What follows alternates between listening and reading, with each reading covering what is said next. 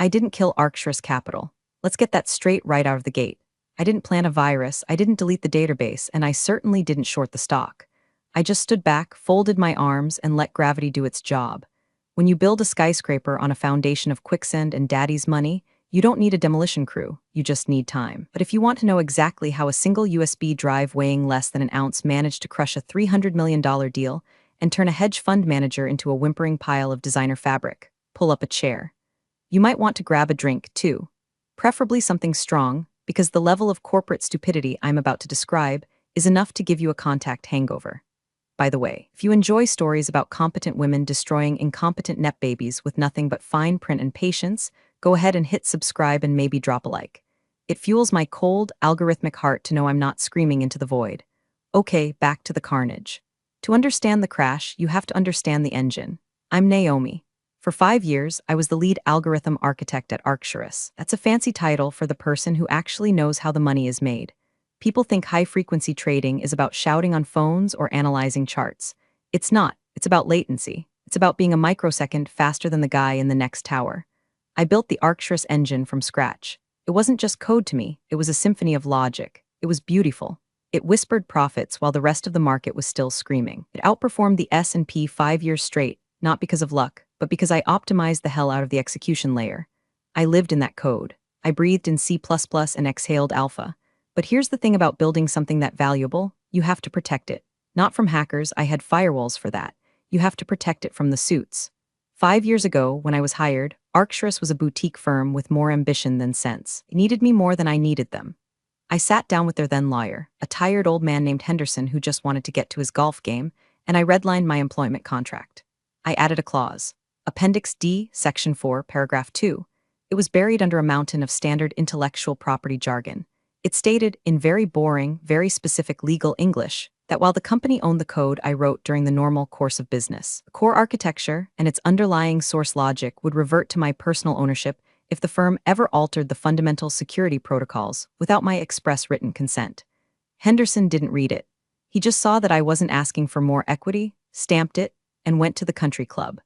That signature was the safety pin on the grenade I carried in my pocket for half a decade. Then came the changing of the guard. Founder retired to a private island to count his millions, and in walked his son. Bryce Langford Jr. Bryce was a walking, talking stereotype of finance bro culture. He was 32, wore suits that cost more than my car, and had a smile that looked like it was purchased from a catalog. He didn't know the difference between a server rack and a wine rack. He walked into the office on his first day with the energy of a golden retriever who had just done a line of coke. He looked around the trading floor, saw the quiet efficiency, and decided it wasn't disruptive enough. "We need to shake things up, Naomi," he told me during our first one-on-one. He was sitting on the edge of my desk, uninvited, swinging a leg clad in Italian leather. "The engine? It's good, but it's a black box. We need to open it up.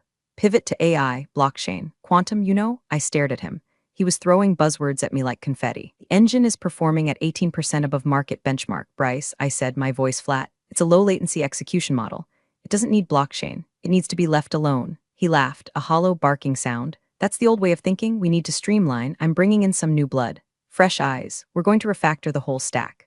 My stomach dropped. Not because I was afraid of losing my job. I could walk into any firm on the street and get hired in 10 minutes. I felt sick because he was talking about taking a scalpel to a masterpiece he didn't understand. He didn't see the complexity. He just saw a shiny object he wanted to put his name on. "Bryce," I said, very slowly, "the security protocols are tightly wound into the kernel. You can't just refactor it without destabilizing the risk management layer. Don't worry your pretty little head about the risk," he said. He actually said that. "Pretty little head. I've got a guy, Trevor. He was a wizard at Crypto Douche LLC or whatever. He's going to lead the modernization project. You'll report to him." He hopped off my desk and winked. "Get on board, Naomi. The train is leaving the station." He was right. The train was leaving. He just didn't realize he had severed the brake lines before he blew the whistle. I watched him walk away, high-fiving a junior trader, and I felt a cold, calm resolve settle over me. He didn't ask what powered the engine. He didn't ask about the load-bearing walls of the system. He just wanted to rename the building. I turned back to my monitor. I opened a private folder, encrypted with a key only I possessed. Inside was a scanned PDF of my contract. I scrolled down to Appendix D. I read the words again. Fundamental security protocols. "Okay, Bryce," I whispered to the empty air of my office. "You want to drive? Here are the keys, but you better hope you don't crash because I own the road." I started backing up my logs that afternoon, every email, every commit history. Every Slack message where Bryce authorized something stupid. I wasn't paranoid, I was preparing for the autopsy.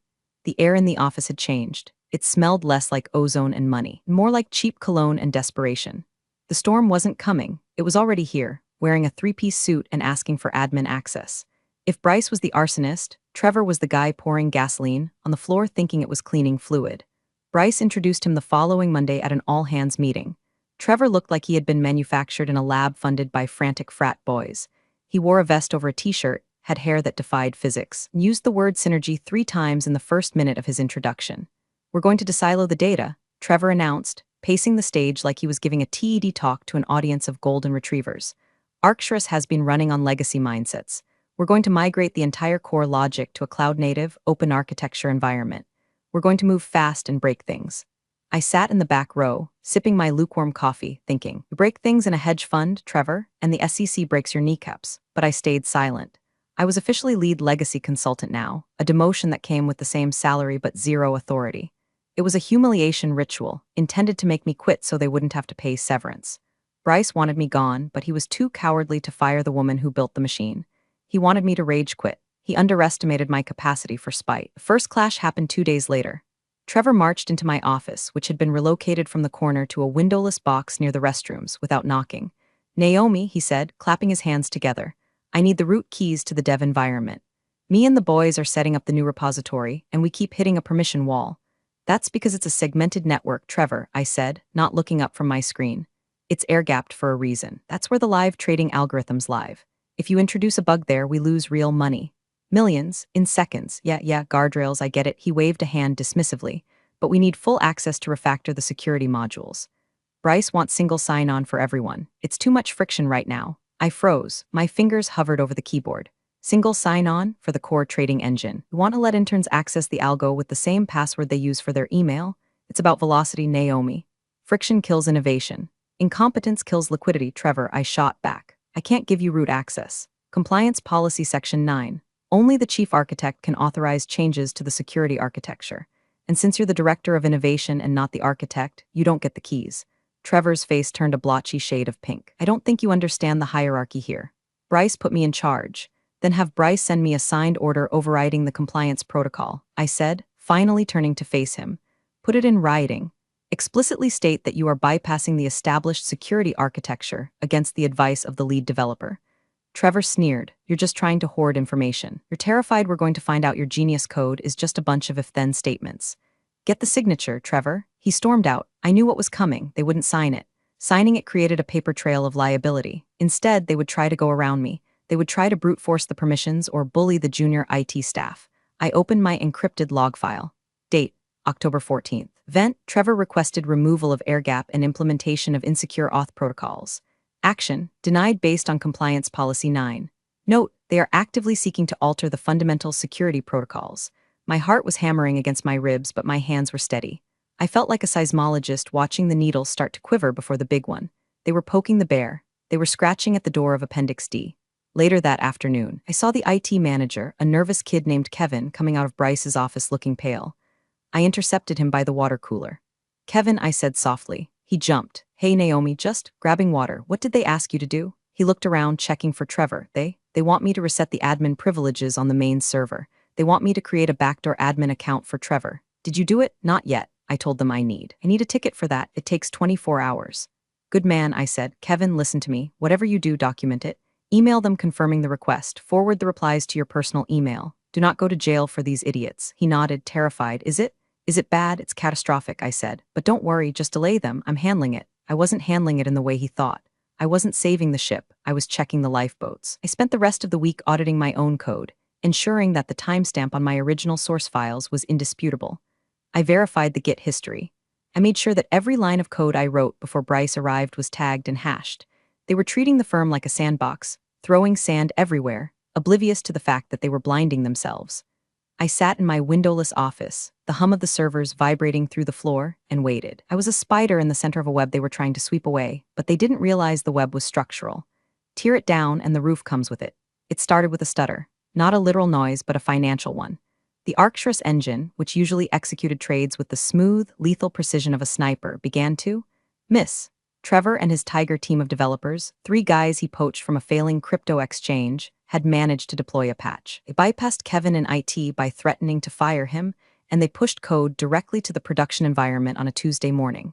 Rule number 1 of algo trading: you never deploy on a Tuesday morning when the market is opening. You deploy on Friday night and spend the weekend praying. I was watching the real-time dashboard on my second monitor. It was a habit I couldn't break. Usually, the execution latency line was a flat, green hum at the bottom of the graph. At 9:32 a.m., it spiked, just a little. A millisecond here, 2 milliseconds there. To a human, a millisecond is nothing. To the market, it's the difference between eating lunch and being lunch. The P&L profit and loss ticker, which usually ticked up in steady, rhythmic increments, started to jaggedly sway. We were losing the arbitrage spread. The engine was seeing the opportunity, but by the time Trevor's bloated, refactored code waded through the new unnecessary logic layers to pull the trigger, the price had moved. By 11 o'clock a.m., the firm was down $400,000. By 2 o'clock p.m., we were down $1.2 million. The glass walls of Bryce's office were vibrating. I could see him screaming into his phone. Trevor was pacing outside, gesturing wildly to his team, who were frantically typing on their MacBooks like they were hacking the mainframe in a bad 90s movie. At 3:30 p.m., the summons came. Bryce's assistant, a woman who looked like she aged 5 years in the last 5 weeks, appeared at my door. "They need you in the conference room." Now, I walked in slowly. The air in the room smelled of stale coffee and fear. Bryce was sweating through his bespoke shirt. Trevor looked like he wanted to vomit. "Naomi," Bryce barked, not even looking at me. "Fix it." "Fix what?" I asked, taking a seat at the far end of the table. I folded my hands on the mahogany. I thought we were pivoting to the new stack. "Isn't this the disruption you wanted? Don't get cute with me." Bryce slammed his hand on the table. "The latency is through the roof. We're bleeding cash. Trevor says it's your legacy code conflicting with the new modules." I looked at Trevor. He wouldn't meet my eyes. "Is that right, Trevor? My code, which hasn't been touched in 6 months, suddenly decided to conflict today? The exact day you pushed your optimization patch? Your code is spaghetti." Trevor snapped, desperate to deflect. It's not compatible with modern libraries. It's rejecting our API calls. You built it to be proprietary and hostile. I built it to be fast," I corrected, "and secure. You're trying to bolt a spoiler onto a rocket ship with duct tape, and you're surprised the aerodynamics are off. Just turn off the old security checks." Trevor yelled, "That's what's slowing it down. The system is checking credentials every microsecond because of your paranoia. If we disable the internal handshake, we regain the speed." The room went silent. Bryce looked at Trevor, then at me. "Can we do that, can you?" I asked, my voice terrifyingly calm. "Technically, yes, you can strip out the internal verification protocols. It would act like a turbo boost. For about 10 minutes. Then do it," Bryce ordered. "I won't," I said. "This is insubordination." Bryce roared, "No, it's risk management. If you remove those protocols, you leave the engine open to injection attacks. And more importantly," I paused, weighing the words, "you fundamentally alter the architecture of the system." "I don't care about the architecture. I care about the P&L. Bryce stood up, his face red. "Trevor, do you know how to disable it?" Trevor hesitated. I think so, but I need the master encryption key." "Naomi has it." Bryce turned his glare on me. "Give him the key, Naomi." "No, you're fired if you don't. If you fire me, I walk out with the knowledge of where the bodies are buried. And if you force that change, you're on your own." Bryce grit his teeth. "Give him the key." I stood up. I reached into my pocket and pulled out a small, silver USB drive, not the important one, just a dummy drive with some config files. "This isn't the key," I said, "but it contains the documentation on why you shouldn't do this. If you want to ruin this company, you'll have to figure out how to break the lock yourself.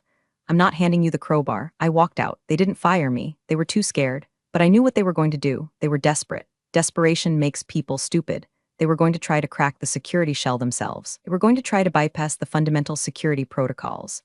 I went back to my desk and opened my monitoring suite.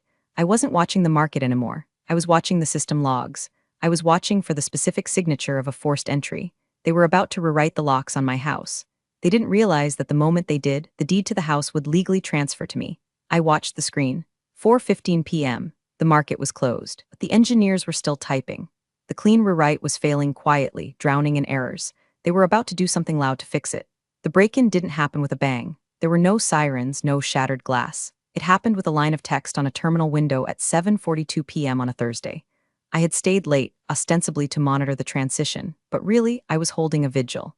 I knew they were working on the back end. I could see the server load spiking as Trevor and his goons threw brute force scripts against the internal firewalls. They were trying to strip out the authentication layer, the internal handshake I had mentioned. It was the digital equivalent of removing the load-bearing beams to make the living room look bigger. I had a script running on my local machine, a simple listener loop designed to ping the core security kernel every 10 seconds. Ping, secure, ping, secure, ping, secure, then the text changed color. Red, ping, alert, kernel integrity compromised, security protocol for bypassed, unauthorized writes detected in root directory. They did it, they actually did it. To fix their latency issues, they had disabled the core security checks. They had altered the fundamental security protocols without the express written consent of the lead algorithm architect. I sat back in my chair. The office was dark, save for the glow of my monitors and the light spilling out from under Bryce's door down the hall. I could hear muffled cheering.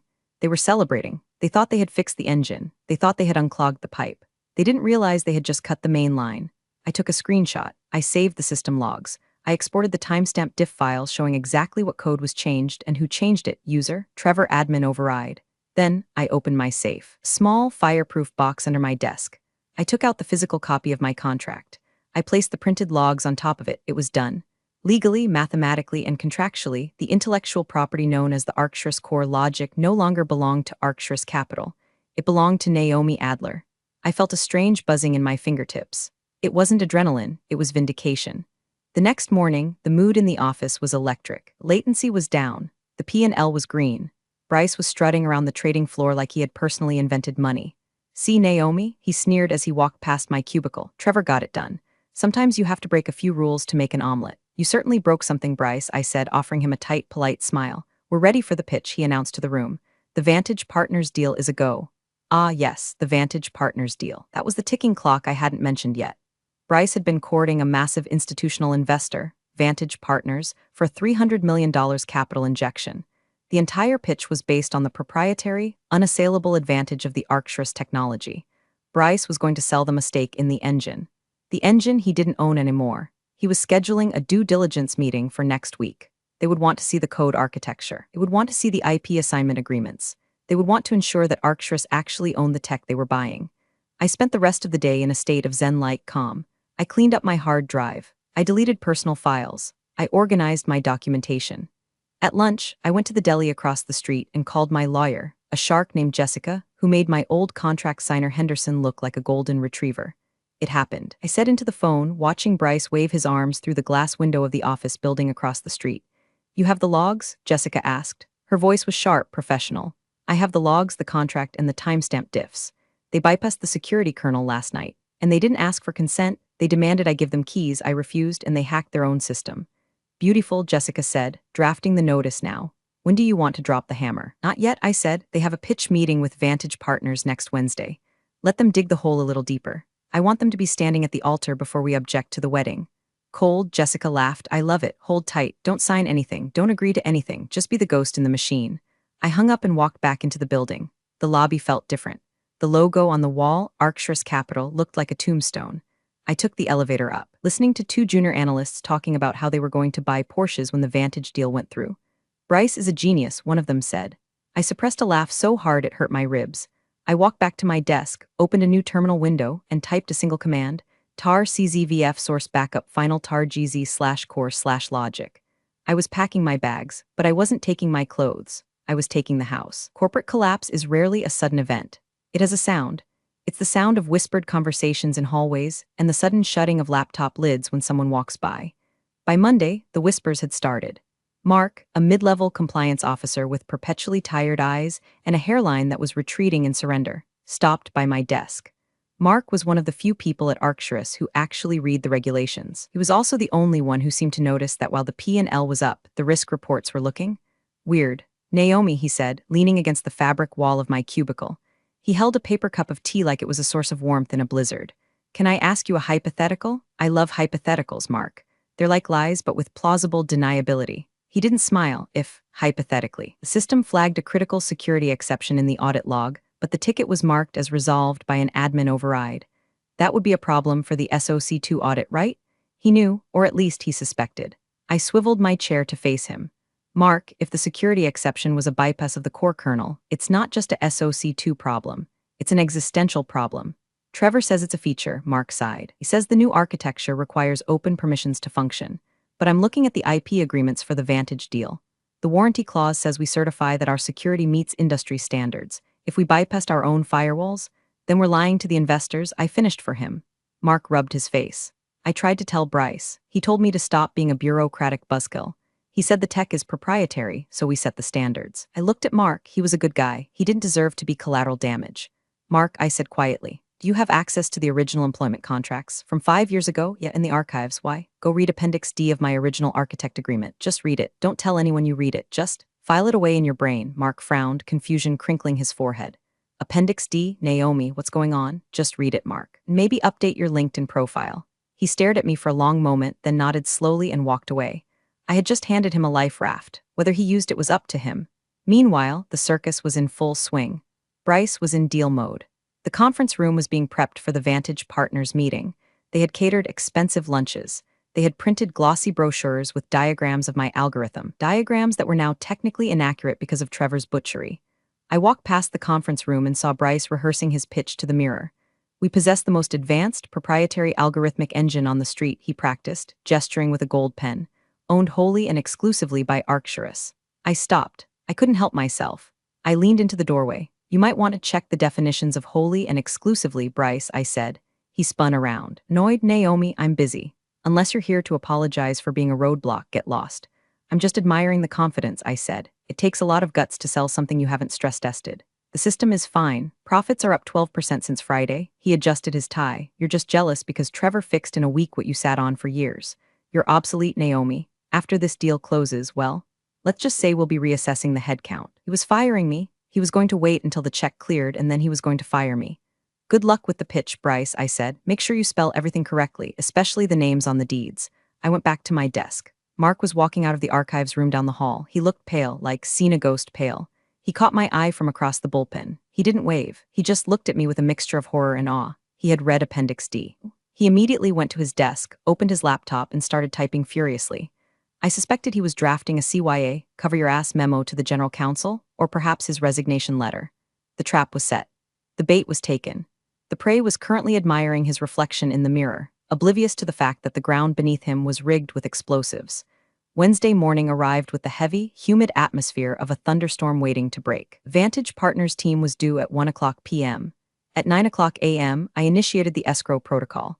I sat at my desk, which was now completely bare except for my monitor and a single heavy-duty encrypted USB drive, the iron key kind that self-destructs if you guess the password wrong 10 times.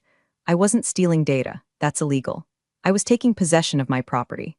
I ran the final script. It bundled the original, uncorrupted source code, the version before Trevor's optimization, and moved it to the external drive.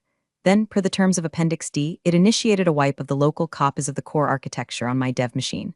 I wasn't wiping the server, that would be sabotage. I was simply removing my personal property from my workspace. Transfer complete. I pulled the USB drive out. It felt heavy in my hand, cold metal. I put it in my blazer pocket. At 10:30 a.m., my lawyer, Jessica, sent the email. It was addressed to the General Counsel of Arcturus, with a CC to Bryce Langford Jr. The subject line was innocuous. Notice of IP reversion re, Adler Employment Agreement. The body of the email was less innocuous. It stated that due to the material breach of the fundamental security protocols logged on October 14th, ownership of the source logic described in Appendix D had automatically reverted to Naomi Adler. It demanded that Arcturus immediately cease all commercial use of the software and requested a meeting to discuss licensing terms. I waited. It takes time for emails to filter through the corporate digestion system. First, the general counsel would read it and laugh. Then he would read it again and frown. Then he would look up the contract. Then he would choke on his coffee. At 11:15 a.m., the door to the executive suite slammed open. I didn't see it, but I heard it. Bryce's voice boomed across the floor. Where is she? I didn't move. I was sipping tea. Bryce stomped over to my cubicle, followed closely by the general counsel, a sweaty man named Peters, and Trevor, who looked confused. What is this? Bryce waved a printed copy of the email in my face. Is this a joke? You're trying to blackmail us on the day of the deal. It's not blackmail, Bryce, I said calmly. It's contract law. You broke the seal, you bought the product, we own everything you wrote. Peters, the lawyer, sputtered, work for hire, standard practice. Not this, I said, Appendix D. If security protocols are altered without consent. Did you alter them, Trevor? Trevor looked at Bryce. We optimized them, you bypassed them, I corrected. Unauthorized modification. The clause triggered, the code is mine. This is bullshit. Bryce screamed, I'll sue you into the ground. I'll have security drag you out of here. You can do that, I said, but Vantage Partners is arriving in 2 hours, and I bet their due diligence team is going to ask for code audit. They're going to ask for the chain of title for the IP. If you kick me out, who explains to them why there's a massive legal dispute over the very asset they're buying? Bryce froze. The blood drained from his face. He realized the leverage. He couldn't disclose the dispute without killing the deal. But he couldn't close the deal if he didn't own the tech. What do you want? Bryce hissed. Money? A raise? I want to sit in on the meeting, I said. What? The board meeting with Vantage. I want to be there. Why? To ensure that my intellectual property is represented accurately. You are not coming into that room, Bryce spat. You're staying here. Peters, fix this. Get an injunction. Whatever. He stormed off. He was in denial. He thought he could bluff his way through the meeting. He thought he could just not mention the email. But he forgot about the third party.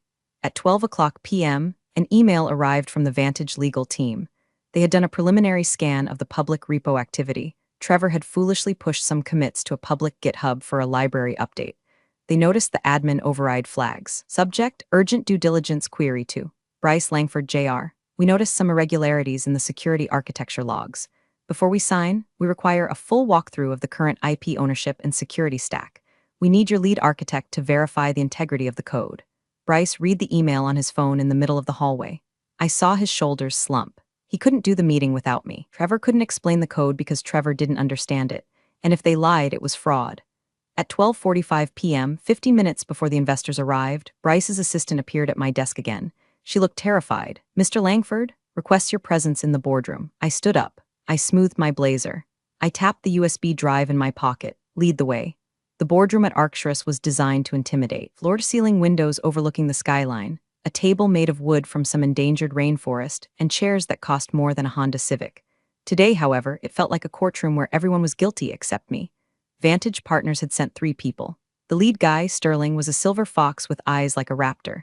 He didn't look like he bought vibes. He bought math. I took a seat at the far end of the table, away from Bryce and Trevor. Bryce shot me a look that promised murder. I gave him a look that promised litigation. So Sterling started opening a sleek leather folder. We've reviewed the numbers. Impressive returns over the last week. A bit volatile, but impressive. We've unlocked significant velocity, Bryce said, using his smooth sales voice, but I could see a bead of sweat tracking down his temple. Our new optimization strategy is paying dividends. Right, Sterling said. We have questions about the sustainability of this optimization. Our tech analysts noted that you've disabled several layers of the risk management stack. Bryce laughed nervously. Standard refactoring. We're streamlining. Streamlining usually implies making things more efficient, not less secure, Sterling said dryly. He turned his gaze to me. You must be Naomi Adler, the architect. I am, I said. We've heard good things. Your reputation precedes you, Sterling said. Can you walk us through the current state of the IP? Specifically, we want to know about the stability of the core logic with these new changes. The room went silent. Bryce held his breath. Trevor was staring at his shoes. The core logic, I began, my voice clear and steady, is extremely stable. It's a robust, low-latency engine designed for long-term viability. Bryce exhaled. He thought I was playing along. However, I continued. The current implementation running on the servers, the one with the security bypass, is a deviation from the certified architecture. Deviation? Sterling raised an eyebrow. Yes, it's a fork, an unauthorized fork. Bryce interrupted loudly. It's an update, an internal update. Naomi is just protective of her legacy code. Sterling ignored him. He was looking at me. When you say unauthorized, Miss Adler, do you mean unauthorized by the frantic nature of the market, or unauthorized by protocol? I mean unauthorized by the owner of the code, I said. The air left the room. The owner? Sterling asked slowly. Arcturus Capital owns the code. I didn't say anything, I just looked at Bryce.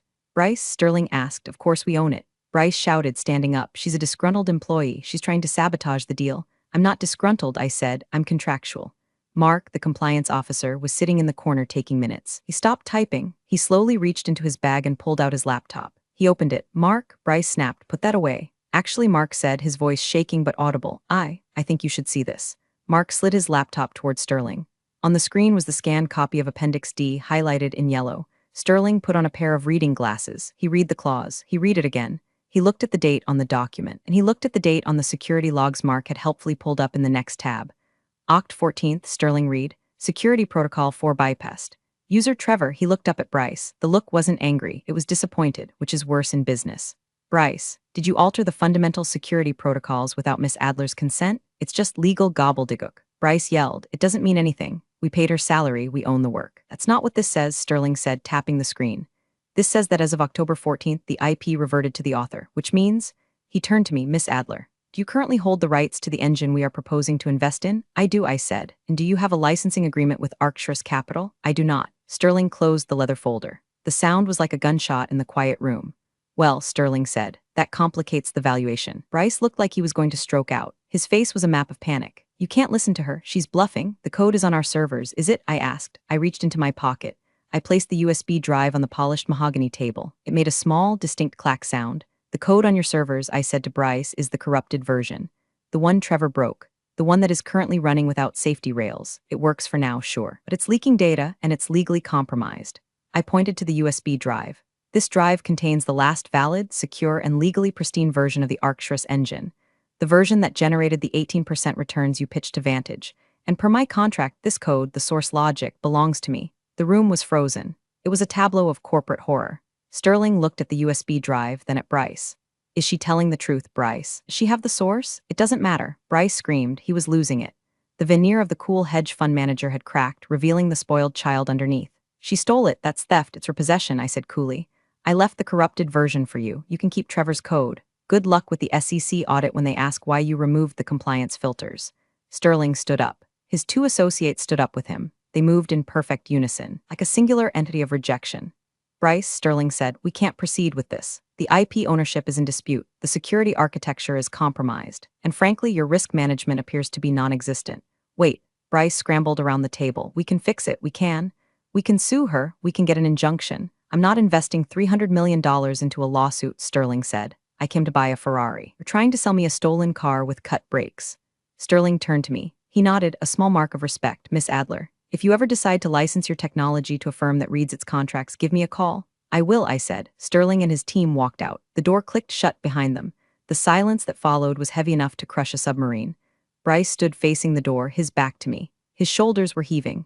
Trevor was slumped in his chair, looking like he wished he could dissolve into the upholstery. Peters, the general counsel, was massaging his temples, realizing his career at this firm was effectively over. Then Bryce turned around. His face was twisted into a rictus of pure impotent rage. You, he whispered, you bitch. I'm a professional, Bryce, I said, standing up. There's a difference. I'll destroy you, he screamed, spit flying from his mouth. I'll bury you in legal fees. You'll never work on the street again. No, you won't, Peters said from the side of the table. Bryce whipped his head around. Whose side are you on? I'm on the side of the law, Peters said wearily. She has us, Bryce, dead to rights. Appendix D is clear. If we sue, we lose. And in discovery, all the logs of Trevor bypassing the security will become public record. The SEC will shut us down. The investors will flee. It's over. Bryce looked at Peters, then at Trevor, then at me. The reality was crashing down on him. Money was gone. The reputation was gone. The toy he had tried to break was gone.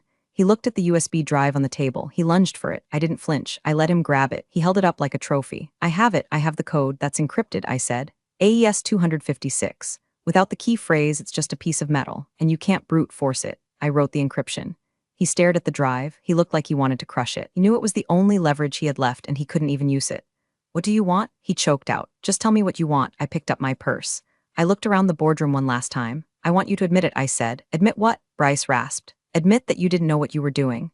Admit that you tried to break something you didn't understand because your ego couldn't handle that you didn't build it. Bryce stared at me. His face was purple. The veins in his neck were bulging. For a second, I thought he might actually attack me. But Bryce was a coward.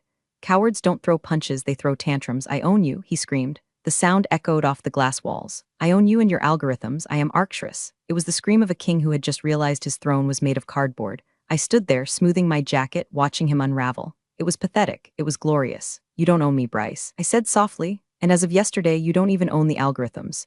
You own a shell company with a high burn rate and a compromised server. I walked over to the table and held out my hand. The drive, please. He clutched it tight. No, okay, I shrugged. Keep it, it's useless. I have the backup, and I have the key, and I have the contract. I turned to the general counsel.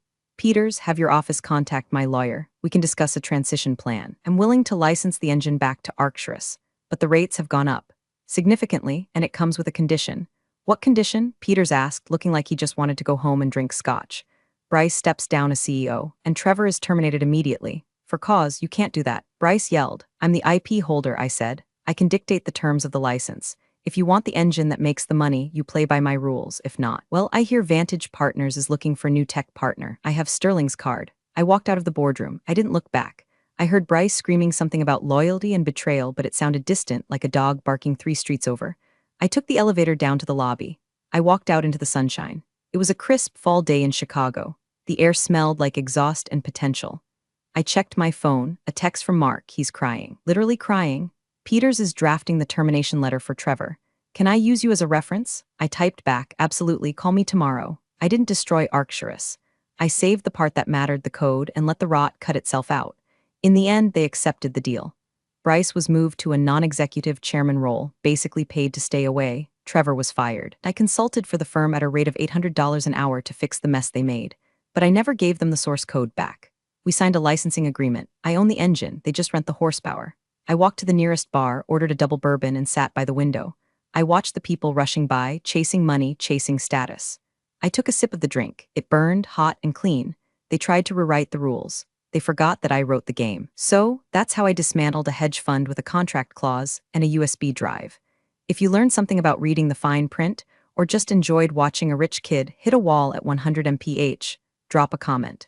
I'll be here, sipping my bourbon, writing code that belongs to me. Real power doesn't announce itself, it simply asserts. Naomi quietly placed that USB key, letting her meticulous contract speak for itself. True authority comes from earned expertise, not just a title. Always know your worth. Appreciate you all for sticking through this one. See you in the next story.